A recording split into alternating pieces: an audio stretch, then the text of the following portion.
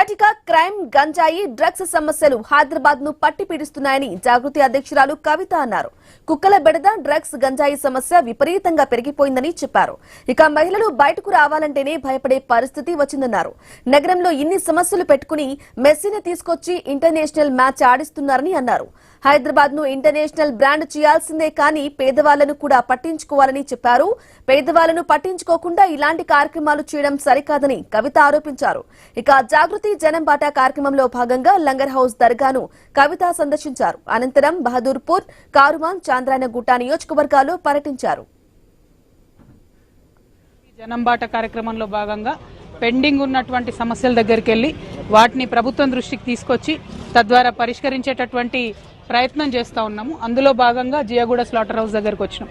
అయితే మేము లంగర్ హౌస్ బాపు ఘాట్ నుంచి జియాగూడ స్లాటర్ హౌస్కి వస్తుంటే ఈ పురాణపూల్ రోడ్ మీద వస్తుంటే మొత్తం కరణ్ సింగ్ రోడ్ మొత్తం మొదలు పెట్టుకుంటే ఇక్కడ దాకా రోడ్ మీదనే మేకలు అమ్ముతున్నటువంటి పరిస్థితి కనబడుతున్నది. ఇంకొక సందర్భం ఏంటంటే మధ్యలో వచ్చినాక 100 ఫీట్ రోడ్ అన్నారు.